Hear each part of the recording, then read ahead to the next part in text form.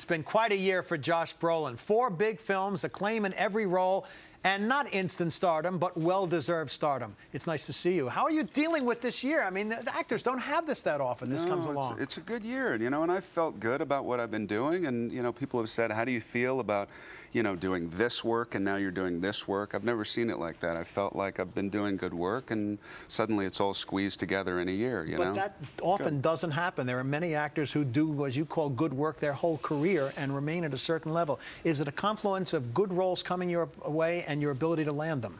Well, for me, starting with Robert Rodriguez and having this amazing experience with Grindhouse, and then it kind of, it was a snowball effect, and I ended up getting the Coen brothers film, and then Ridley Scott, and then Paul Haggis, who I've known for a long time. So I don't know why. Serendipity, I guess. Well, I mean, early on in your career, you auditioned, you were 18 for the Goonies, and you show up, and you don't know what Spielberg looks like. No. And you're reading books on acting, right? Yeah, I was reading Stanislavski. An Uta Hagen book, right? An Uta Hagen book. It's true. How do you know that? Right?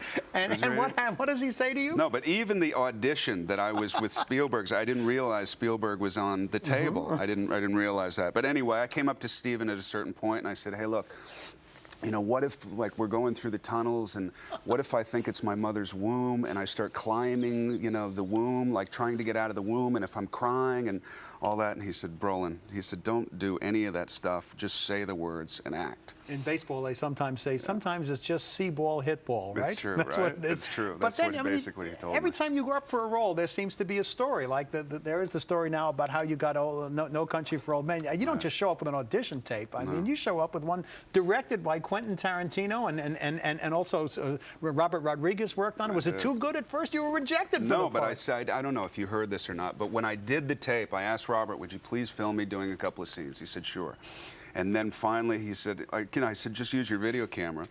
He says, why don't we just use the camera we have, which was a $950,000 Genesis high-end digital camera.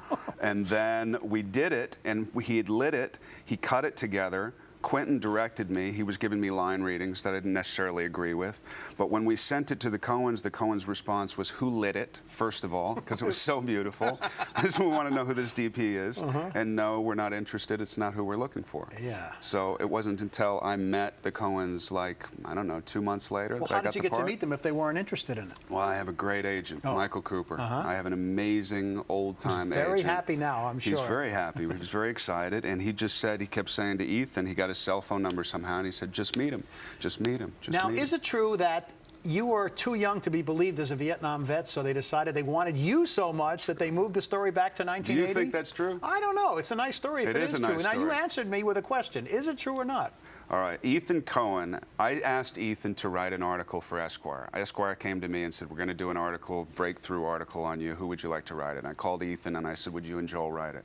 So that's what they came up with. I changed a few things. They sent it to me. And it basically had to do with my dad, them hiring my dad. And I showed up on the set, crossed wires, who knows what happened. There were red faces on the set. So we figured, we signed the contracts already, so let's fire Tommy Lee, let's offer it to Shia LaBeouf. So the fact that on these Q&As and all that, the fact that people ask, even yourself, if it's true or not, I can't imagine in a million years anybody would think it's true, but we're having a good time. That happened to Frank Sinatra Jr. on Ocean's 11. Did it? No, I just thought I'd make it up. Speaking of your dad, you've worked with him. You worked with him in 1989 in Finish Line with Mariska Hargitay. He also directed you. I think he did a couple of Young Guns, right? No, he did one Young Riders. Young Riders, right. Yeah, we got him the job directing Young Riders, and then also he directed a movie called My Brother's War, which was an Irish movie. I did a couple of scenes in that. Now, you have several role models. I assume because he's your dad and because he's a famous actor, he is one.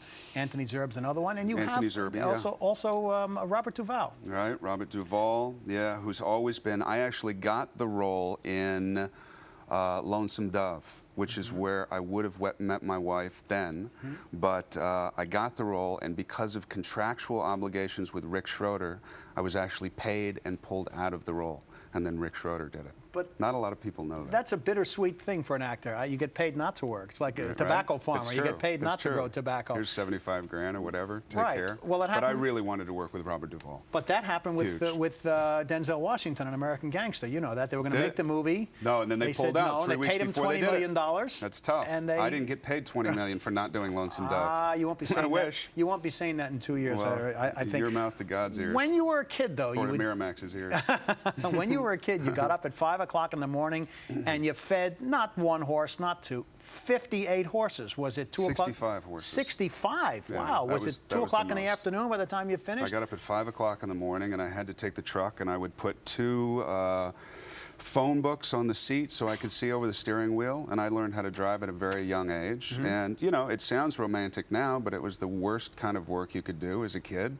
You know, you got to get up 2 hours before you go to school. Yeah, but you bring that ranching experience to the character that you play here. Here's a guy who knows the territory. It's no country for old men because it's a tough, arid terrain, and anything goes out there. And the first time we see you, we get a backstory. Yeah, well, I don't know if that's. I mean, I grew up in Central Coast, California, man, where it's pretty nice. You know, West Texas is. It's tough terrain. It's a whole little tougher different terrain than the Upper West Side of Manhattan. Yeah, exactly. Well, that's true. That's true. Now, by the I way, have more connection to it than you do. Well, that's true. Yeah.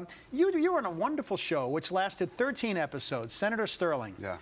A young guy who's helping people out in the fields, and he gets appointed to fill out a senator's term who has died. Suddenly, you're on all the top committees, the Appropriations Committee, I think, all those committees. Why? How'd you get those big? But you said you watched. I did watch. I know, but we just assume that you can get all the important committees. You're not a backbencher. I'm surprised that show didn't go. Lawrence O'Donnell, who's so brilliant, On I think MSNBC, he's from West Wing, and he came over and he started this show.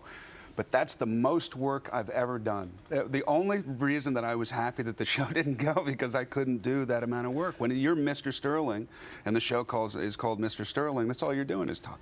Finance and appropriations, right? A lot of script to learn, right? Yeah, a lot. It really is. Huge speeches. I hope they put it out on DVD sometime because it's really. I do too, yeah. and I haven't seen it since then. Now, during the shooting of No Country for Old Men, Javier Bardem was worried about his looks, about the haircut and all that. You know, do you worry about those things, or you trust the director and you say, look, whatever however he I don't wants trust to. anybody, but Is that true? I mean, with that, no, you collaborate. I mean, if somebody says you have to look a certain way, I think Javier put a lot more trust in the Coens than I did.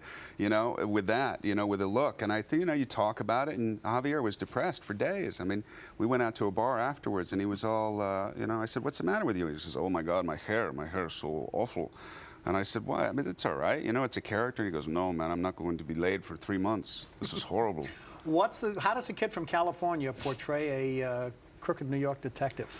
That was fun. That was fun. Yeah. But how do you do it and get instant credibility, particularly in one scene where you're stopped on his wedding day and the door opens? Tell me how you play it. I talked to Nick Pileggi, who wrote Goodfellas, and he's executive producer on American Gangster, and he hooked me up with some people that were very instrumental in me learning what I needed to learn in order to do that. You know. 10 years ago, you said, and I hate questions that begin like this, but it's a great quote. In 20 years, I want to look at my resume and say, wow, that's diversity. Is that the way it's going for you now? That sounds pretentious, but well, I'm sure you're entitled. I don't mean that sounds ambitious, pretentious. too. Well, I mean, look, I have a healthy fear of being on my deathbed and looking back and saying, I mean, look, you got to feed your kids, you got to do what you got to do, but at the same time, if you have the opportunity, and I feel like, suddenly I've been given more of an opportunity of choice, and I don't want to disrespect the choice. That's kind of more what I'm saying. Let's say, and you shouldn't have to answer, let's say you win an Oscar. Yeah, okay. If a role like in The Valley of Elah comes along, which is a small supporting role,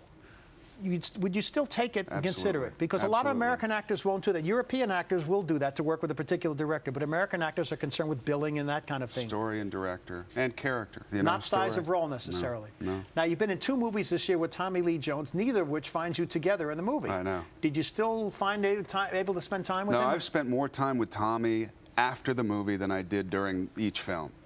Tommy's a laconic guy, Yeah.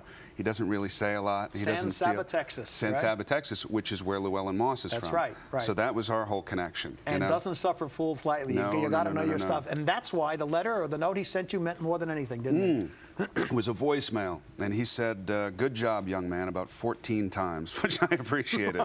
No, it was a really sweet message, and he's once you get past that whole thing, he's an incredibly gracious and giving guy. He's a bit of at first he was a bit of a mountain to climb in an interview, but once you get over to the top, but I think if you play into that, then he doesn't respect it. If you don't, then he's like, okay, let's have stand by fun. your guns. This, of course, is Josh Brolin.